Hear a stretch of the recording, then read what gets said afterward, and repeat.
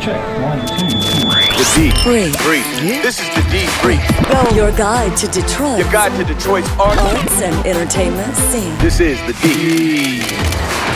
Hello and welcome to The Debrief, your podcast about Detroit concerts, comedy, plays, food, drink, and more. I am your co-host, Seth Ressler, and today is December 11th, 2018.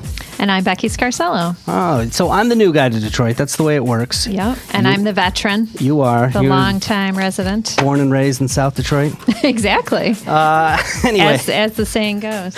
On today's show, we've got a lot going on. It's award season. I mean, there's awards for everything because the year is wrapping up. So whether it's film or restaurants, you name it. Are we up for Best Podcast? Well, in my mind. Mine too. So let's go with it. All right. Sounds good. Speaking of awards. We've got a bunch of local artists nominated for Grammys this year. We also have the Lifti Awards. So this is Lyft, like Uber and Lyft, the ride-sharing company. Mm-hmm. So they put out awards, the biggest destinations that people were dropped off the most at throughout Detroit. Okay, so not necessarily a best of. Not a best of, just the most popular. Yeah, right. Yeah. So we'll take a look at that. And also on Thursday coming up, we've got our in-depth interview this week with Ruffino Valentine of Valentine Distilling Company. I'm really excited about this. Me too. I've loved that place from the day it opened. And there was not a lot of craft distilling going on. Oh, not at all. It was very unique. It opened in 2007.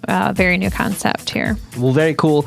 Don't forget, we have an email list because we talk about a lot of things in this podcast. I know it's way too much for anybody to keep track of. So if you want us to email you a list of everything that we mention in the show every week, all you have to do is go over to our website, thedebriefdetroit.com, and you can just sign up for the email list right there. Or you can text the word Detroit to 444-999 and sign up that way. All right, let's get into the show, starting by meeting our guest host. This is the Debrief. All right, I'm excited. I'm excited anytime we have a comedian on the show. I love having the comedians on. And this is a woman who I've known since I was dabbling in stand-up comedy. I saw her perform a number of times. But most recently, I saw her perform at Sellerman's in Hazel Park, where she was recording an album, her debut stand-up comedy album. And we'll talk to her about the name of this album because I love the name of this album. But I want to introduce you, Becky, to Sam Rager. Sam, thanks for joining us. Thank you so much for having me. Hey, Sam. It's great to meet you. Oh, it's great to meet you as well. Let's talk about the new album. The new album is called Trigger Warning, but for real, you might want to skip tracks 20, 24, and 25. I really love the name of the album. Yeah, that's super cool. Talk about why you decided to finally record an album. I had wanted to do it for a while, but I never felt ready enough. I didn't think I had enough material. And then I got to a point with myself where I thought, I'm never going to think I'm ready enough to do this. And so it was supposed to be kind of like a 30th birthday present to myself. Oh, happy birthday. Yes, that's nice. So you got to push yourself sometimes to get it, make a deadline and just do it. Yeah. And so setting a date for it definitely pushed me to do that. I will say this. This is a big thing with comedians, right? How much material you have, how many minutes do you have your 5, do you have your 10, do you have your 15? I watched you do an hour. And it's an hour. Like, I've seen comedians who say they have an hour and there's a lot of fill. Like, you killed for an hour straight. I mean, it was pretty amazing to watch. Thank you. Yeah. That does seem like a really long time to me. So, yeah, are you just sweating up there or you just get in a groove and it flies by? Like, I was sweating at first because I'm like, this is going to be me forgetting it because I don't get the chance to do hours very, very often. It's mostly like half hour, 45 minutes at most. And so in having to put everything together in that format, I'm like, I'm going to forget. Yeah, so this is a long... Now, does the entire hour actually make it onto the album? About 55 minutes. Oh, that's pretty close. What didn't make the cut? Awkward pauses and a lot of spit noises into the microphone. The stuff that we edit out. No, we don't. That all makes it onto the podcast. No, we have those, yeah. Yeah, that all makes it in. Yeah, but if you're doing an album, that's not every week. You want to make it great. Wow. But that's pretty amazing that you only had to kind of cut 5 minutes of that kind of jazz. Yeah. You're a pro. So who are the guys locally that you look at, or even the guys nationally that were an influence on you? Locally, we started at about the same time, but like Robert Jenkins was like a powerhouse, like right out the gate. And same with Mick Jeter. He and I started around the same time. Yep. And he's been a powerhouse as well. Dan Cummins is a comic out of LA now, and he has like a family, and he's like more of like a road comic. And he has 4 albums out right now, I believe. But I fell in love with like his material like in high school, and I thought it was like the most hilarious. So how do you describe his material? I actually don't know him. He is like very like happy-go-lucky and just like quirky, which is very much in contrast to my own humor style. Yeah, yeah, because your humor is, can I say, dark? I mean, is that acceptable? It's it comes from some traumatic places, right? Oh yeah. Is that therapeutic to write about stuff, and make light of some darker experiences, or? Yeah, to me it's like super cathartic. And when I was taking Bill Bouchard's intro class at the Comedy Castle, I remember him telling us, you know that you can be a good comic when you can take the worst thing that's ever happened to you and make it funny. Wow. Well, I can see that for sure. That you got to smile through that pain, and that's how you kind of deal with it. That was part of why I started dabbling in stand-up comedy, was because I had a very bad injury and was basically run over by a car, and I wanted to, not that I have a problem talking about it, but I wanted to be able to make jokes about it. Yeah. And that was also why I realized that I was not going to be a comedian, was because I just couldn't find a way to make it. I couldn't find a way to make it funny, and that's what's so impressive, when I see somebody like you who can take those things and really find the sort of the lighter side of it. So Thank you. How about female comedians that you look up to? I'm a fan of Beth Stelling, Taylor Tomlinson. They're both amazing. I know that a lot of people aren't fans of her, but Joan Rivers. Okay. Yeah. I mean, classic. She's one of like the trailblazers. Definitely. But there is that. I mean, I have seen going out to these open mics, and it's mostly guys out at these open mics. Oh, yeah. I mean, when you're going out and working the road, how often do you see other female comics? And is there this thing where people go, oh, as long as I put one, female comic on the bill, I've rounded out my bill. Yeah. Do you run into things like that? What are the issues that you run into, doing stand-up comedy as a woman? I mean, there's the occasional creepy comic, which I haven't had to deal with as much as other female comics have had to deal with in the scene, where dudes just get very inappropriate, and they can sometimes book you if they think that you're single. It's almost like comedic affirmative action, too, where I know that I did get a couple opportunities probably before I was like ready enough, but just because at that time there weren't very many female comics in the scene. And you have shows coming up? Yes. On Friday, the 14th of this month, I am going to be at the Rusted Crow in Dearborn. And that show is at 8 p.m. and it is $10. And then the day after, the 15th, I will be at the Trumbleplex in Detroit. And that show is also at 8 p.m. And I believe it's pay what you can. Nice. All right. Well, we're happy that you're on the show. Stick around. Let's have some fun. All right. Thank you. The D. Breathe. All right, Becky, let's get into music news. What's going on? Sure. The Grammys were announced last week, the nominations, and we have a few local artists that have been nominated, including Greta Van Fleet.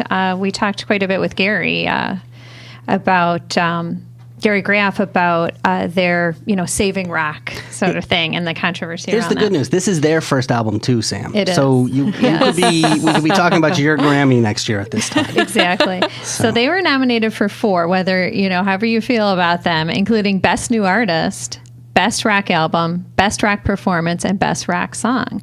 And all of that work that's been nominated was recorded at Rust Belt Studios in Royal Oak. So all locally. They're from Frankenmuth. This band is blowing Just up. I mean, in huge, a really huge big way. Yeah, young guys. They've got 3 shows at the Fox, 3 shows in a row this month, end of this month, all sold out. Jeez. Yeah, it's great.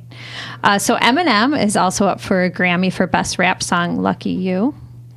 And singer Betty LaVette, she is just a powerhouse in her 70s, and she is up for Best Traditional R&B Performance for her song Don't Fall Apart, and Best Americana Album. It's an album of Bob Dylan covers called Things Have Changed. And then violinist Regina Carter, she's in that group Straight Ahead, but she's nominated for her own work, Best Improvised Jazz Solo, for a song called Some of That Sunshine. And Jeremy Cattell, who plays Roots Fiddle, has been nominated for Best Instrumental Composition with his band, Kittle and Company. I got to be honest with you, I don't know what a Roots Fiddle is.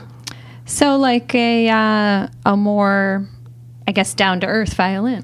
Like I don't think she knows what it is. Yeah, Roots more less jazzy, more bluegrass, yes, more yeah. What is it? Going down to Georgia, whatever. Maybe not that strong, but yeah, Roots, yeah.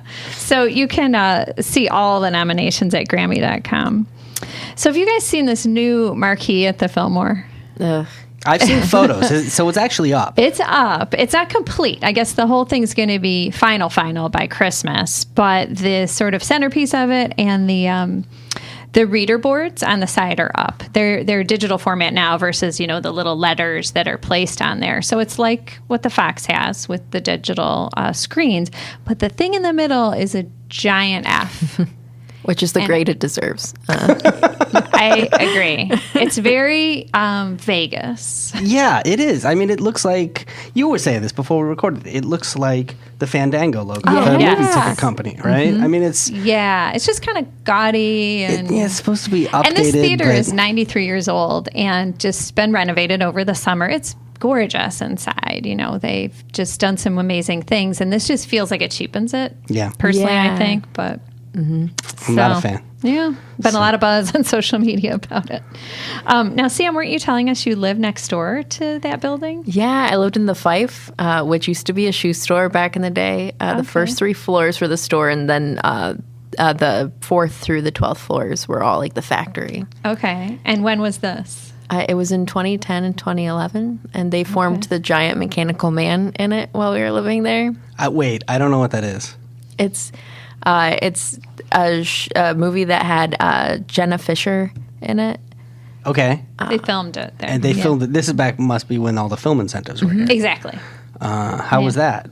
It was fun. I mean, it was kind of hard because they had to shut down the elevator a few times. So you had to take the stairs up and down? That's annoying. Mm-hmm. But wow, that stretch of Woodward has changed a lot in those few years. Oh, yeah. The traffic is ridiculous. Yeah. So, wow. Interesting. So Decipher, remember we had Junie on to talk about this. They have their open studio jam and a gift drive going on next Monday, the 17th. They work a lot at Music Town, which is that space above the Hockeytown Cafe. Yeah, so these guys it's like this mastermind collective is what they call it. Of musicians. So it's a bunch of musicians that get together and sort of trade secrets about their craft, and not secrets, but help each other out, right? Test out some music, as have each other as an audience, and just what's going on in the industry, and just mutually supportive kind of thing. So you can go to this and be a part of the jam session, like literally, if you're a musician, bring your instrument. Or you can just hang out, watch, be, a fly on the wall. And then they're asking everybody to bring donations, clothing, gift cards, other things like that for alternatives for girls. And I have some concert picks for the week. On Thursday, the 13th, the Detroit Blues Society Christmas Party is taking place at the Token Lounge in Westland. On Friday, the 14th, Nash FM is doing a very country Christmas with Scotty McCreery at St. Andrews Hall. Are you a country music fan? I do enjoy some Scotty McCreery. Do you really? Yeah. I just saw the ad for this today, and I got pretty excited because tickets aren't that expensive. Like, I'm in. Yeah. This is the American Idol guy, right? Yeah, he was super young when he was on it with that really crazy deep voice that nobody expected. Yeah, so he's still going strong. That was a long time ago. Okay. So also on Friday, Home for the Holidays, it's a 16th annual songwriter showcase and charity drive at PJ Lager's house. So this raises donations for the city's homeless people and pets. And it includes 7 singer-songwriters performing, and it's $6. So talking about a good show to see for not much money. And PJ's Lager House is there in Corktown. Friday, the 14th, and Saturday, the 15th, you have part of Christmas. Christmas is 12 Days of Christmas that we talked about. So those are his performance dates at Masonic Temple. So Friday's with his live band. It's like a 10-piece live band or something like that. He plays saxophone. And then Saturday will be his more traditional electronic set. And Sunday, the 16th, is Mannheim Steamroller at the Fox. Now, this is an act that I've never understood, because this is I don't really get it huge. Either. Big deal, big following. I mean, every Christmas season, these guys come out, and it's just, and I didn't really know it till I got into radio, and we would give tickets away for this. And as a rock station, we would give tickets away. That's how big this was, because just so many people get into it. I've never seen the show. Have you ever? I've wanted to, and they normally do it like after Christmas, and I'm like, well, I'm not like as much into the Christmas spirit anymore. Really? So you're the one. So you're the like. She's the Mannheim. You're a groupie of the Right. Mannheim Steamroller. Yeah, like when you're at home and you like get into it with like the dramatic. Right.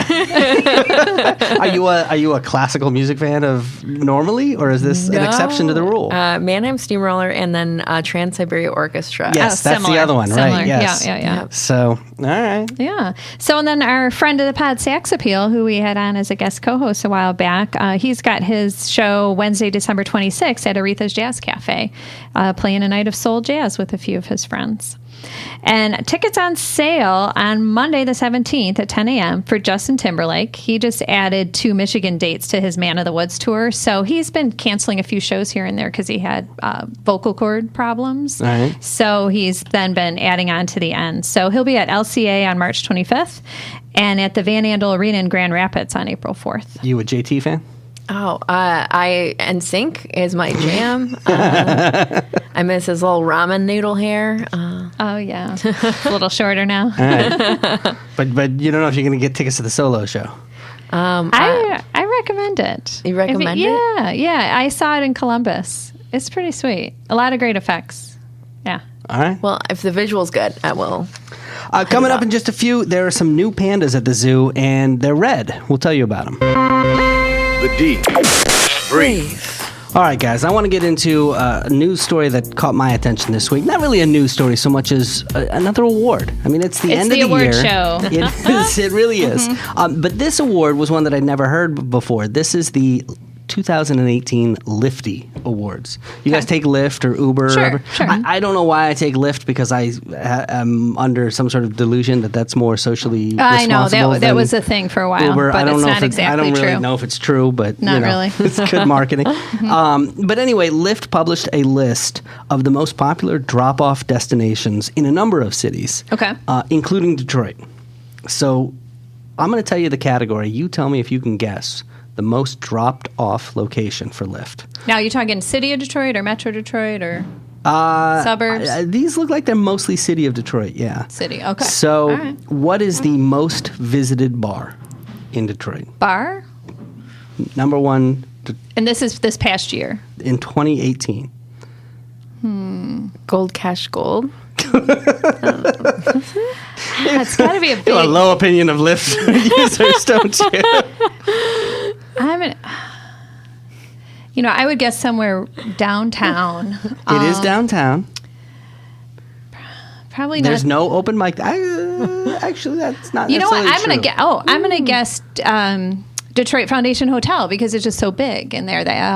The apparatus room. Yes, that is correct. Is it really? It's the apparatus room. Oh. Have you been there? Have you been to the Foundation No. Hotel? Oh, this hotel's gorgeous. It's just so hopping, and it's like everybody goes there. This is right near the Cobo Center.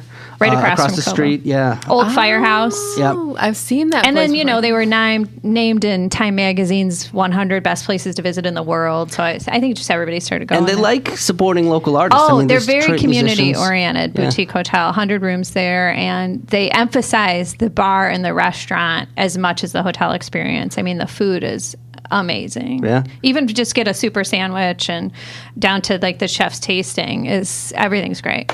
All right. So, How about this? The most visited concert venue. The Fox Theater. Close. no, too small. But yeah, she's right. Bigger. It's got to be the huge shows like the Beyonce and the Ford Field. It's got to be Ford Field. You want to guess? So many people. Little Caesars? Yeah, both good guesses. Ford Field is correct. Okay, probably not. Well, maybe not by much, but probably not by much. Yeah, but because Ford Field is bigger, but there's fewer shows. Exactly, there, right? exactly. So yeah, no, it's Ford Field. The most visited brunch spot. Oh, that's hard. A lot of the places are small. I don't know. Brunch. Where do you go for brunch? Oh, there's this place on Woodward that has like amazing eggs Benedict, and it's Hudson Cafe. Yes. Okay, that's a good guess. Hudson Cafe, or maybe Four Ann's Grand Trunk. The Dime Store at 719 Griswold That place Street. is great. It's small though. Wow, Must okay. be hot. Yeah, and the Chrysler House there. Most visited late night restaurant. Oh, got to be the Coney's. Mm-hmm. Yeah. Coney's. You want to guess which one? Lafayette. Yeah. Yeah, Lafayette. Yep. Here's the last one. Most visited late night neighborhood. Ooh, Midtown, I think. No, I don't think. I would say either downtown or like Greek Town got those clubs up on the roofs. It's Greektown, yes. and then one other the category that they called Only in Detroit, which is the alley between Broadway and Library Street. Oh, the Belt? Yeah, yep, the Belt. That's a highly dropped off place. Apparently, have you been That there? makes sense. Mm-mm. Oh, this cool little alley. You've got to go. Yeah, it's so neat. It's curated by the Library Street Collective, and they've got a bunch of art there, and yeah, it's a cool And there's place. lights like strung up across the buildings and the alley, and then there's standbys there, and the Skip and Deluxe Flux, all these little places hidden in there. It's definitely cool, and they have like outdoor parties in there and music. Sounds awesome. Well, that's really interesting. Well, there you have That's it, cool. the 2018 Lifti Awards, and you can find them. All you have to do is just like do a Google search for Lifti Awards. They're somewhere on the Lyft site. For every city? For a bunch of cities. Yeah, you can go check it out. You can go see where everybody got dropped off. This is the Debrief, Want more? your guide to Detroit's arts and entertainment scene. Go to the debriefdetroit.com. Becky, what's going on around town? So, I love the zoo, and one of my favorite animals there, because they're just so darn cute, are the red pandas. These are the communist pandas? No. They have reddish fur, and they kind of look a little more like raccoons. And they're jumping all over the trees and running around. They're so fun to watch. Well, they have a new expanded habitat that just opened yesterday, and it's got an 80-foot rope bridge through the trees, kind of like what you'd picture maybe in Costa Rica or something like that. They have a flowing stream in there.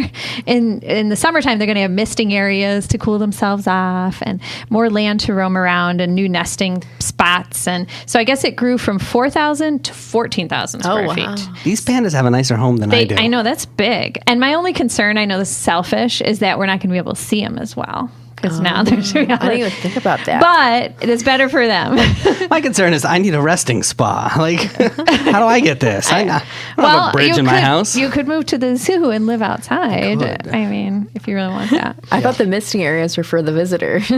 I think they have those too in the summer. Oh, yes, because right. it does get rather hot in there. You a but- big zoo fan? Oh, I am. I just did the lights for my cousin's bachelorette party. Nice. Oh, that's interesting, bachelorette party. Wait, That's cute. So what do you go in there with? Strippers in Yeah. tow or and in front of the drinks lights? and- yeah. Yeah, it was 50% children, 50% drunk people. Wow. Oh, right. Yeah, because they do have alcohol in there. Yeah, you can get like your Baileys and coffee. Right, the shots and the hot chocolate. Oh, yeah. So, wow. Yeah, Was it a good bachelorette party? It was fun. Exhausting, but fun. As all good parties should be. So there's a monster drawing rally. Of course, you hear about monster truck rallies. This is complete opposite of that. Monster drawing rally. It's taking place at MoCat. They have a new kind of committee there that's a younger crowd and raising money for the museum. Amani Olu, who we had on for Detroit Art Week, is involved with it. So they're having this really cool event as a fundraiser. It's just $10 to get in, and it's 100 artists they draw in front of the live audience. So you kind of just roam around the place and see all these artists creating their work. Different stages of their careers and different mediums like watercolor, ink, pencil, collage, and they're doing it right on the spot. And then as soon as they're done, each piece will be for sale for $40. No matter what artist, $40. Oh, that's cool. Yeah. And then at the end of the night, all that money goes funneled back into the great programs at MoCAD. I don't know if you have album cover artwork for your new stand-up comedy album, but this would be a good way to go get some. Yeah. Just $40. And, it's Friday night, the 14th, and you can get tickets ahead on Eventbrite. I don't know if it includes commercial rights. We'll have to find out. You probably negotiate with the artist bring directly. a lawyer with you. Yeah. Do some wheeling and dealing. So Elf, I don't know who's a fan of that Christmas movie, but you can see it on the big screen this weekend at the Redford Theater on the 14th and the 15th, 2 nights. And Saturday night, you can also catch a performance by holiday dancers, and there's a holiday sing-along. This is probably the last Christmas film to come out to really be a classic. Considered a classic. I'm trying to think what else would be like Mariah Carey's song is the last Christmas song that was new. That's also a classic. That's a good point. I'm trying to think what the classic before this would be. It'd be like A Christmas Story, maybe, or National Lampoon's Christmas Vacation. That was a good one. Santa Claus. The Santa Claus, maybe. Yeah. Bad Santa. That was a fairly recent one. I never saw that. Die Hard. One of my favorites. Yes. I like Love Actually. No. I mean, it's fine. It's the one Hugh Grant movie I can deal with. Yeah, but I love Elf. What do you guys think about Elf? I think it's funny. I'm fine with it. You're totally fine. I will tell you a story. What's her name? Zooey Deschanel? Zooey Deschanel. So I had a celebrity encounter with Zooey Deschanel. Did you? I did, and I've had celebrity encounters before from being in radio, but it's always they come in, you interview them, you know that they're a celebrity, it's acknowledged. Mm-hmm. So I was in Austin, Texas, and I was at a little, it was an aquaponics farm, one of those farms where they raise all the food on water and whatever. And there was a special dinner there that people paid to go to. And I guess Zooey Deschanel's boyfriend, who was an investor, and he was looking to put money possibly into this farm. And so they were at the dinner, and I didn't know that. Like, I had no advance warning. So this woman sits down next to me, and I kind of look at her, and you think to myself, oh, she looks kind of like Zooey Deschanel. Right.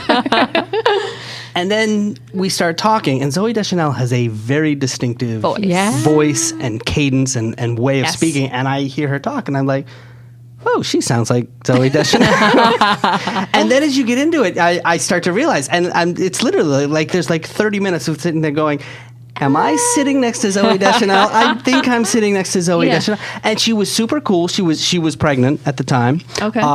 Really nice. But there's this weird thing where you know who she is and she knows who she is and nobody wants to acknowledge who she is. Right. And so normally when I sit down with people like that, you're like, oh, what do you do for a living? This, that, the other thing. And so you have to avoid all those questions. And all of a sudden there's like not a lot to talk about. And she never mentioned, her television career or film career. She did mention her band at one point, but never mentioned that. And so it was just, and even when she mentioned her band, I didn't really want to go, oh, so what's your band? Right. It was very weird. That's funny. We got through the whole thing. She was super sweet. She was super normal. You never would have known that she was a celebrity. Mm-hmm. She just didn't carry herself in a way that was like, I'm a celebrity kind of thing.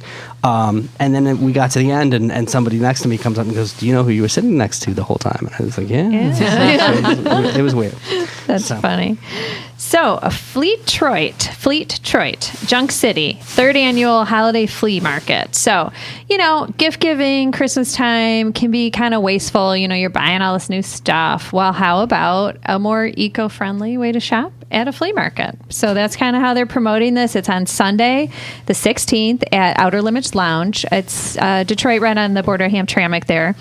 Unique, one-of-a-kind stuff from toys to clothes to vinyl records and all kinds of vintage stuff. And I love vintage means used, right? Yes, but like a cool, listen to how they describe it. They say, come see this cornucopia of oddities and other wondrous items. But it could be smelly and gross, too. Don't give me anything from the flea market. I do not want anything. I think a lot of people could appreciate something. Like, what if they collect something and you find one that's, from the 50s and they don't have that color or that title or whatever? You have to be buying for the right person, I think. You would not appreciate it. See, to me, flea markets are just one of those things that you have to go in for yourself knowing what you're looking for and knowing what you're going to get. I mean, other and people the value of things. Right. Other people are hard enough to shop for as it is. What do you want from the flea market this year, Sam? Anything? She wouldn't know till she saw it, right? Yeah. Like if I could get like a figure that the seller didn't know was worth like $500 right. for like $20. Right. That's what I would want. But it's hard enough for you to do that for yourself. To do that for somebody else is... I think if you know somebody that collects a certain something, yes. And I'm not just, I'm not dissing the flea market. I mean, you go to Antiques Roadshow, right? And I still don't know that I could shop for somebody else there. You know what I mean? Well, like it's just... I get what you're saying. It's tough But I think it's kind of a cool alternative because there's been all these holiday markets and stuff. And I think it's kind of cool that they're billing this as that. So I'm picturing like a lot of like vintage Christmas decor and like, I don't know, I could be dreaming, but it sounds cool to me. That's where your gift's coming from, Sam. There's a new gallery in town, too. It just opened last weekend on the 8th called Collected Detroit.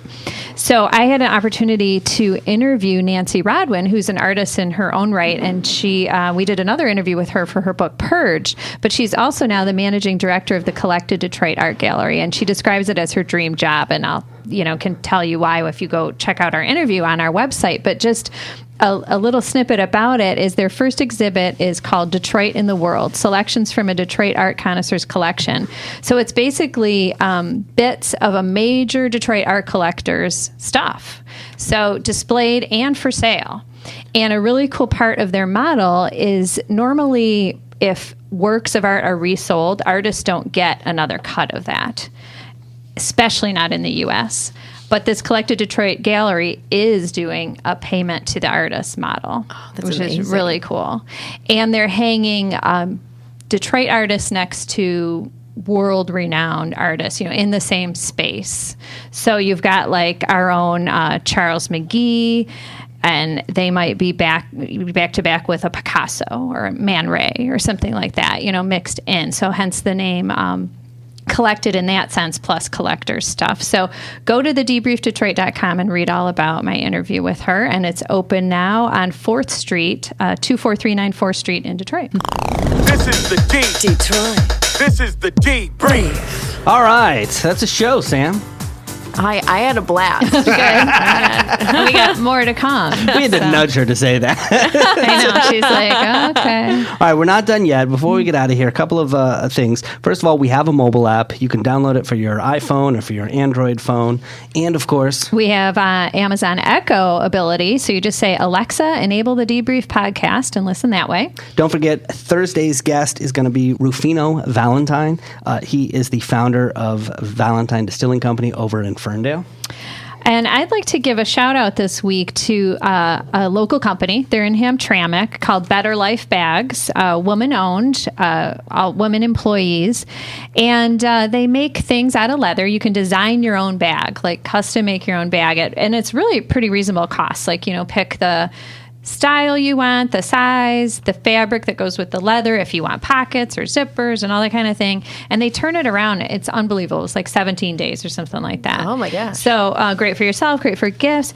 And the woman that founded it, she employs women locally that could use a helping hand with their economic situation. So one of the first women she hired was a Yemeni immigrant living in Hamtramck. And she just noticed, wow, this is really giving her confidence, learning a new skill, creating new opportunities for her family. So then she's just sort of expanded that model.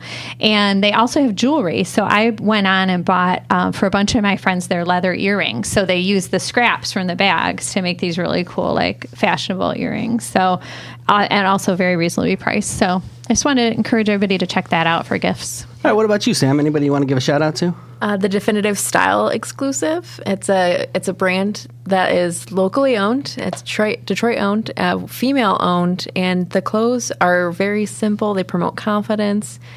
They're super comfortable. Very cool. Where can we find it? DSE.com. All right. I want to give a shout out as well. Amr Zar, who we interviewed for last week's podcast episode, he gave me a couple of press passes to go check out the 1001 Laughs Dearborn Comedy Festival. There were 4 shows, 2 Friday night, 2 Saturday night, packed, sold out. 100%. And there were like 10 comics on each show. And it was absolutely great. My girlfriend and I went. I was the only white person in the audience. I mean, it was because it draws from the Dearborn area. Right, so a lot of, it's really a lot of Arabs, a lot of Middle Eastern people. And, at one point, Amr asked, so any white people here? Geez. And my hand goes up. And I'm the only hand that goes up. And it was actually one of those things where, like, now for the rest of the night, every time they reference white people, like, he's like, okay, Seth, talk to you. Here's how it works. Here's what you need to do. I swear, said my name like 20 times. Oh my gosh. Well, I hope you promoted the debrief, given No, that I platform. don't have an opportunity to do that. Now you're promoting him. There you go. No. It was so bad that as we're on the highway leaving, and I'm driving back home, a car passes, honks his horn, he goes, Seth! Somebody else who was at the show. Well, but did you learn something? I learned a lot, actually. I really did. There was a lot that I learned. There was it was a very educational experience to be. Well, I told you the story. I've been there at a show in Chicago where me and my girlfriends were the only white people. And of course, I was singled out and said, "What's your name?" And I had to be like, Becky. Yeah, there you go. The whitest name there is. Becky knows. Right, Look at Becky's hair. Yep. Yeah, so That's exactly what I've been there. You just got to embrace it. Hey, speaking of comedians, there was some sad news this week. There is a local comedian who unfortunately passed away, died of cancer. His name is Kool-Aid. And this is a guy that a lot of people in the local comedy community knew, right, Sam?